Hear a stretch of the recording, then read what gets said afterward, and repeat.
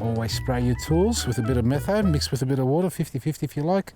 Pick your favourite ratio just before you prune. And that is not every prune you do on the one tree, but rather between one tree to the next. So what we're doing here, folks, today is we're in our little orchard and we're having a look at our trees. Now, it is coming into the season next month, June, where all the deciduous trees come into stock into your local garden centres, and get out there and plant yourself a nice fruit tree, even an ornamental. I've ordered mine. I've got about a couple of hundred trees turning up, like I haven't got enough to look after. Now, these are the ones I planted last winter. It's been a year since they've been in the ground and they've already put on a bit of growth. And what I want to share with you today is when you buy a new tree, a young tree, you'll find no doubt there'll be a lot of growth on it. So when you first get it, it'll be probably 5 foot, in some cases even taller. Now, it's great to buy a tree that high, but in reality, it's no good to you in the garden unless you want it to grow into a big canopy to give you some shade. In my preference here is basically to keep my trees down at arm reach so that I can harvest the fruit easily.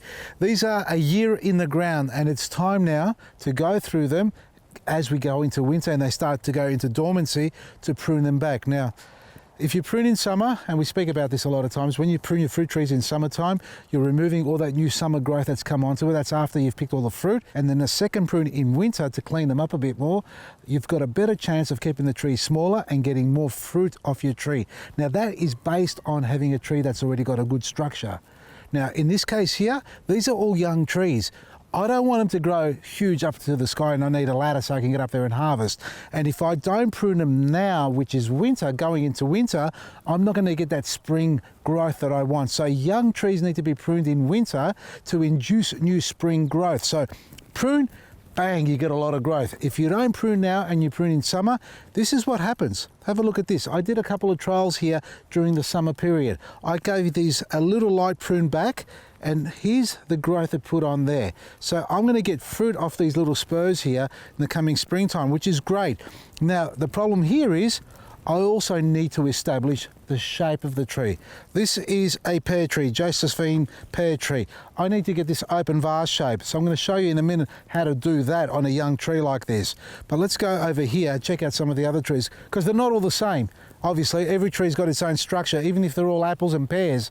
Have a look at this. That's an apple tree here. Look at that. This is not going to be good. This needs to open up. We've got two coming out of the base there. I don't know how we managed that one there. We didn't plant two trees in here. That's the one, but that's too close. So I've got to take this cover off and open this up so I can get a nice open vase shape. I don't mind it starting from the base. I don't need a trunk on this. I like them small, but I don't need the third one there either. Now, we're not going to prune this back yet because this has still got its leaves on it. I want it to go into dormancy, and then late winter, mid to late winter, I'm going to give this a prune. But there's one over here also I want to show you. Check this one out. This is a plum. Yep, Japanese plum. Now, if I don't prune this back down now, come springtime, plums are susceptible, or plums are not susceptible. Plums are known to throw off a lot of new growth. Now, I need this. I need to open this up. I need to get this open vase shape. So the first thing I would do with this is bring these branches back down to about here. There's already been a fork there, so that one's okay. We may tip prune that if we need to, but it's already been done again there. This one's been pruned once up here, and see how the growth is up there? Now, that's too high. I want to bring this back down because I don't want it to fork out from this point upwards. That's already about 5 foot or 4.5 foot out of the ground, 1,500 out of the ground plus. By the time I get the shape that I want out of this tree, it's going to be way too high. So I need to bring this branch way back down, and let's say, have a look. Let's say back down to here, about 60 centimeters.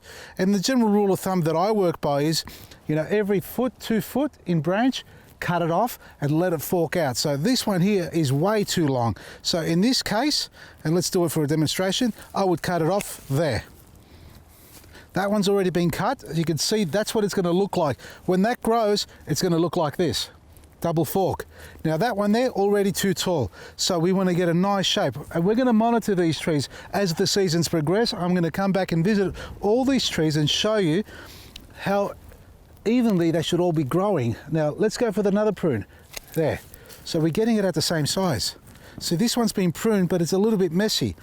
Now we can keep all three if we like. You can see this is the weaker one out of the three. So we take that one off. We don't need that. That one there, we can fork out as it starts to thicken up. It's too young now, but we can wedge something in there to hold it apart like that, to pry it apart. Now let's cut this one back too, so we get the same height. So we just, we'll cut it about there. And again, if you cut it wrong, don't worry, the tree will grow back. It's like hair. Well, sort of like hair. Mine doesn't grow back when I cut it, but anyway, you know what I mean. You cut it back, it'll shape itself up again. These have been cut. They're okay at that height. We'll see how they go. If they grow too quick, we'll bring it back down so these can catch up. Now, what we need to do in here is wedge it open. First, get rid of these little ones in the middle. We don't need these either. See, look at this. See that growing in the middle down there? It's pointless. Yeah, you may get fruit off it, but it's just congestion. At this stage, look at that. I've got to get in there. There we are. Just take that away for now, and probably this one down here later on, but we'll let it go for now. But that's been broken off. Clean that up. Japanese plum, beautiful. All right, so next stage is what we do is get a bit of timber. We wedge the edges out.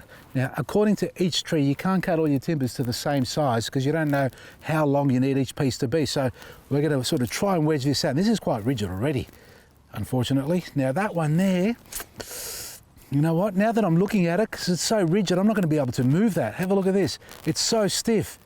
I don't need that. Honestly, I don't need that. I've got 1, 2, 3, 4 there. And if this one starts to grow well and progress, I'll push some energy back into this little one here. So I'm going to take this one off completely. Even though it's the strongest, it's right in the middle. Don't need it. Not in this case. There we are. Opening up the vase. That's better. Have a look at that.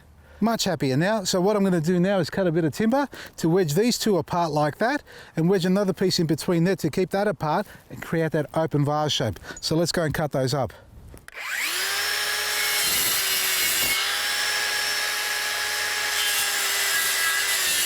Bit of timber. Could be a bit of old pine like that, something small, nothing too big and heavy. I've just cut a little V shape on the end there so I can actually wedge the branches inside like that. So that's the whole purpose of it, to drop it in between the branches so they can push out. And I've measured this up only by eye, but have a look. I'm just dropping it in there like that, carefully. And that's all it does, it just sits there. Cara, Cara, come on, sweetheart. Everybody's watching now, come on, you're embarrassing me. All right, so that can go in there like that, carefully. Now I'm going to put a bit of tape there because that will also help it stay in place without damaging. So there you go, that's all it is, nice and simple like that. A little bit of tape is always good to put around the branch so you don't bruise it with the high winds that we get here as well. You don't want it to scab up here and cause a little bit of a dieback to occur. A little bit on this side. See, the tape actually holds it better in place, it doesn't slide. And it's safe for the branch as well. So we've done that side, now we're going to do this side. So get a bit of timber.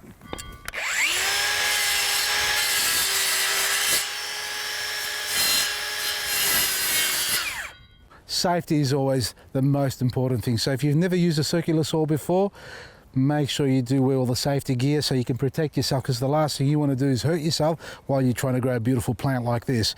Now, we'll drop this one in place and measure it up for size. Just carefully there. I'm sort of happy with that. That'll work. It's not for show, like I said. See how it slips? Because there's no tape there. See that? And it wedges up. A little bit of sticky tape will create a bit of friction and stop them from sliding. Like that. Now,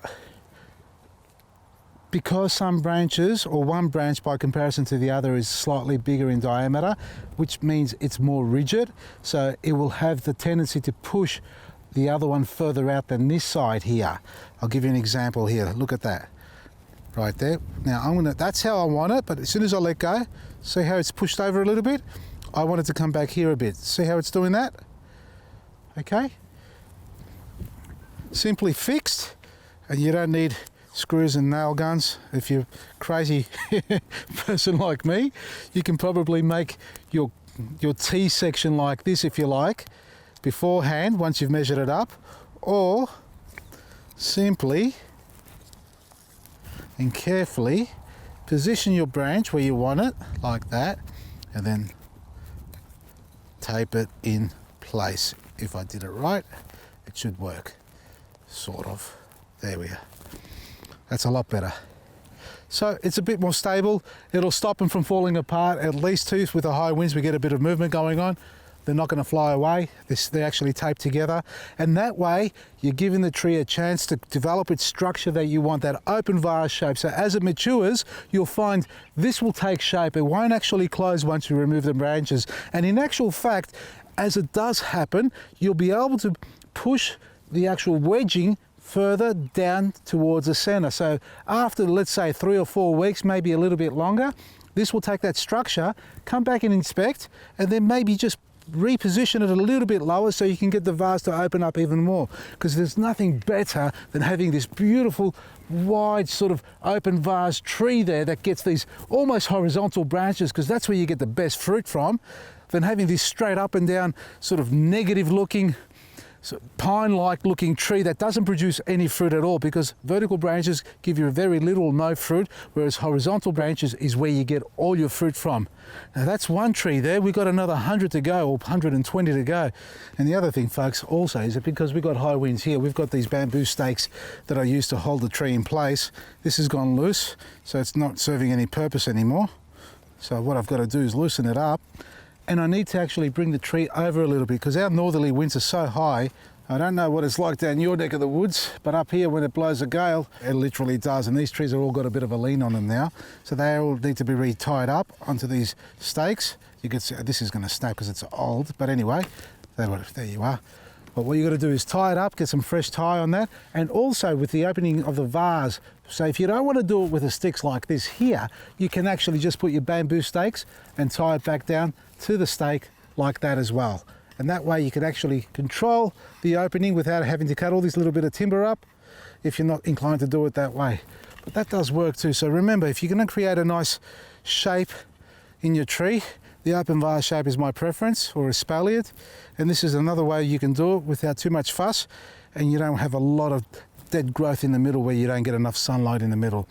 Now remember, and always remember this, keep it real, keep it fresh, keep it organic, and enjoy every little bit of nature that you have growing in and around your garden, because that's all we've got really to live for and enjoy. From me, Vasily, I've got a lot of trees to prune. I'm not going to say Maresi. I'm going to say, oh, Mafangulo, that's what I'm going to say.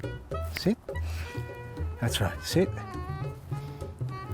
So stay tuned, folks, because coming up we're going to be showing you all the different things you can do to look after your citrus trees, fruit trees, as far as diseases and insects are concerned. I'm going to show you how to maintain them and grow beautiful, productive trees in your garden, because it is tree planting season, way into autumn and going into winter with all the deciduous trees. So if you haven't got a couple of trees in your garden, or even some pots, go out to your local garden centre and get some. And remember always to get your Black Grit and EK Boost and Liquid Gold, because that's going to give them the best chance to be able to grow big, strong and healthy, just like Kara. Hey Kara? Hey. Look. Who's that? Hey. Go.